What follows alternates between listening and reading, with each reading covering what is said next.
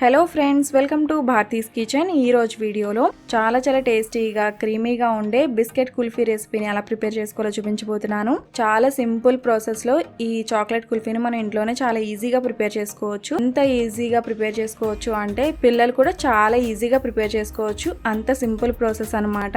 అన్ని ఇంట్లో ఉన్న ఇంగ్రీడియంట్స్ తోనే, అది కూడా చాలా తక్కువ ఇంగ్రీడియంట్స్ తోనే ఈ బిస్కెట్ కుల్ఫీని మనం ఇంట్లోనే ప్రిపేర్ చేసుకోవచ్చు. సో టేస్టీగా ఉండే ఈ క్రీమీ చాక్లెట్ కుల్ఫీని ఎలా ప్రిపేర్ చేసుకోవాలి ఇప్పుడు చూపిస్తాను. లేట్ చేయకుండా రెసిపీని స్టార్ట్ చేసేద్దాము. ఫస్ట్ ఈ రెసిపీ కోసం బిస్కెట్ ప్యాకెట్ ని తీసుకోవాలి. ఇక్కడ నేను మ్యారీగోల్డ్ బిస్కెట్స్ ని తీసుకుంటున్నాను. ఇక్కడ నేను మ్యారీగోల్డ్ తీసుకున్నాను కదా, ఈ ప్లేస్ లో మీరు ఎలాంటి బిస్కెట్ ప్యాకెట్స్ అయినా కూడా తీసుకోవచ్చు. ఇక్కడ నేను 10 రూపీస్ మ్యారీగోల్డ్ బిస్కెట్ ప్యాకెట్ ఒకటి తీసుకుంటున్నాను.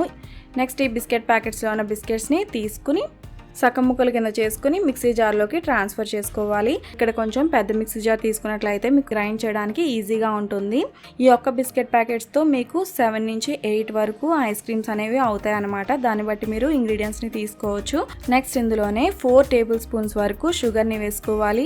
నార్మల్గా ఈ షుగర్ అయితే కరెక్ట్గా సరిపోతుంది. ఆల్రెడీ బిస్కెట్స్లో తీపి అనేది ఉంటుంది కాబట్టి 4 టేబుల్ స్పూన్స్ వరకు పంచదారని వేసుకుంటే సరిపోతుంది. మీరు తీసుకునే బిస్కెట్స్ని బట్టి కూడా పంచదారని అడ్జస్ట్ చేసుకుని వేసుకోవాల్సి ఉంటుంది. ఇంచుమించుగా 3 టేబుల్ స్పూన్స్ నుంచి 4 టేబుల్ స్పూన్స్ వరకు షుగర్ అనేది పడుతుంది. నెక్స్ట్ ఇందులోనే 2 టీ స్పూన్స్ వరకు కోకో పౌడర్ ని వేసుకోవాలి. ఇక్కడ నేను నార్మల్ బిస్కెట్స్ తీసుకున్నాను కాబట్టి కోకో పౌడర్ ని వేస్తున్నాను.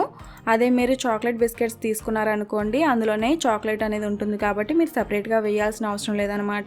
సో ఇక్కడ నేను తీసుకున్నది మ్యారీగోల్డ్ బిస్కెట్ కాబట్టి ఇందులో చాక్లెట్ అనేది ఉండదు కాబట్టి 2 టీ స్పూన్ల వరకు కోకో పౌడర్ ని యూజ్ చేస్తున్నాను. నెక్స్ట్ డ్రై ఇంగ్రీడియంట్స్ అన్ని కూడా ఇలా వేసుకున్న తర్వాత ఒకసారి గ్రైండ్ చేసుకోవాలి. మెత్తగా పొడిగా అయ్యేంత వరకు గ్రైండ్ చేసుకుని తీసుకోవాలి. ఇలా మెత్తగా పౌడర్లు అయ్యేంత వరకు గ్రైండ్ చేసుకున్న తర్వాత నెక్స్ట్ ఇందులో 1/2 కప్ వరకు పాలని వేసుకోవాలి. వేడి పాలని వేయకండి, కాచి చల్లార్చిన పాలని 1/2 కప్ వరకు వేసుకోవాలి. అంటే 125 ml వరకు పాలని వేసుకోవాలి. నెక్స్ట్ ఇందులోనే 1 కప్ వరకు ఫ్రెష్ క్రీమ్ ని వేసుకోవాలి. మీ దగ్గర ఫ్రెష్ క్రీమ్ లేనట్లయితే పాల మీద మేగడ ఉంటుంది కదండి, పాల మీద మేగడని కూడా యూజ్ చేసుకోవచ్చు. ఇన్ కేస్ మీ దగ్గర పాల మీద మేగడ లేదు అనుకోండి, అలానే ఫ్రెష్ క్రీమ్ కూడా లేనట్లయితే పాల పొడిని కూడా వేసుకోవచ్చు. మిల్క్ వైట్నర్ కూడా, అంటే పాల పొడిని కూడా యూజ్ చేసుకోవచ్చు. పాల పొడి వేసుకున్నట్లయితే 1/2 కప్ వరకు మిల్క్ పౌడర్ ని వేసుకోవాలి. అలానే మనం ఇందులో వెట్ ఇంగ్రీడియంట్స్ వేయం కాబట్టి పాల పొడి వేసినప్పుడు పాలని కొంచెం ఎక్స్ట్రాగా వేసుకోవాల్సి ఉంటుంది. 1 కప్ వరకు పాలు పడతాయి మీరు పాల పొడి వేసుకున్నట్లయితే. నెక్స్ట్ అలానే మీ దగ్గర పాల పొడి, పాల మీద మేగడ కానీ అలానే ఫ్రెష్ క్రీమ్ కానీ లేనట్లయితే ఇందులో మీరు కావాలి అంటే కండెన్స్డ్ మిల్క్ని కూడా యూజ్ చేసుకోవచ్చు. కండెన్స్డ్ మిల్క్ వేసుకునేటట్టయితే 1/2 కప్ వరకు కండెన్స్డ్ మిల్క్ని వేసుకుని 1 కప్ వరకు పాలని వేసుకోవాల్సి ఉంటుంది. నెక్స్ట్ ఇందులోనే 1 టీ స్పూన్ వరకు వెనిలా ఎసెన్స్ ని కూడా వేసుకోవాలి. కుల్ఫీలు క్రీమీగా రావాలి అంటే ఫ్రెష్ క్రీమ్ ని 1 కప్ వరకు వేసుకోండి. లేదా అంత క్రీమీగా అవసరం లేదు అనుకుంటే జస్ట్ ఫ్రెష్ క్రీమ్ ని 1/2 కప్ వరకు వేసుకుని 1 కప్ పాలని వేసుకోవాలి. టోటల్ గా 2 కలిపి 1.5 కప్ వరకు తీసుకోవాల్సి ఉంటుంది. అలా అయితే మీకు కన్సిస్టెన్సీ అనేది పర్ఫెక్ట్ గా ఉంటుంది. వెట్ ఇంగ్రీడియంట్స్ అని ఇలా వేసుకున్న తర్వాత గ్రైండ్ చేసుకోవాలి. స్మూత్ బ్యాటర్ అయ్యేంత వరకు గ్రైండ్ చేసుకోవాల్సి ఉంటుంది. నెక్స్ట్ ఈ బ్యాటర్ చూడడానికి ఇలా ఉంటుంది, కన్సిస్టెన్సీ చూడడానికి ఇలా ఉన్న తర్వాత నెక్స్ట్ వీటిని మౌల్స్ లోకి ట్రాన్స్ఫర్ చేసుకోవాలి. కుల్ఫీ మౌల్స్ లో కానీ లేదంటే ఇలా ఐస్ క్రీమ్ మౌల్స్ లో కానీ ట్రాన్స్ఫర్ చేసుకోవాలి. సో బ్యాటర్ అంతా కూడా ఇలా ట్రాన్స్ఫర్ చేసుకున్న తర్వాత క్లోజ్ చేసుకోవాలి. ఈ ఐస్ మాల్స్ ని నైట్ అంతా కూడా ఫ్రీజర్ లోనే ఉంచుకోవాల్సి ఉంటుంది. లేదంటే కనీసం 6 to 8 hours అన్నా కూడా ఫ్రీజర్ లో ఉంచాల్సి ఉంటుంది. ఐస్ క్రీమ్ ప్రిపేర్ అవ్వాలి అంటే కూలింగ్ అనేది కొంచెం ఎక్కువగానే ఉండాలండి. కూలింగ్ ఎక్కువగా ఉంటేనే ఐస్ క్రీమ్ అనేది పర్ఫెక్ట్ గా ప్రిపేర్ అవుతుంది.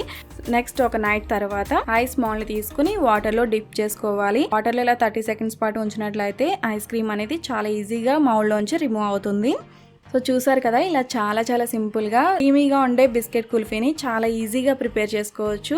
చాలా సింపుల్ ప్రాసెస్ కదా, ఒకసారి మీరు కూడా ట్రై చేసి చూడండి. చాలా టేస్టీగా ఉంటుంది. ఈ సమ్మర్ లో పిల్లల చేత ఇలా బిస్కెట్ కుల్ఫీని ప్రిపేర్ చేయించండి. చాలా టేస్టీగానే ఉంటుంది. అలానే వాళ్ళు కూడా బాగా ఎంజాయ్ చేస్తారు. సో ఈ రెసిపీని మీరు కూడా తప్పకుండా ట్రై చేసి టేస్ట్ ఎలా అనిపించింది అనేది నాకు ఈ వీడియో కింద కామెంట్ సెక్షన్ లో తెలియజేయండి. ఈ వీడియో మీకు నచ్చినట్లయితే తప్పకుండా లైక్ చేసి మీ ఫ్రెండ్స్ అండ్ ఫ్యామిలీస్ కూడా షేర్ చేయండి. మరిన్ని రెసిపీస్ కోసం నా ఛానల్ సబ్స్క్రైబ్ చేయండి.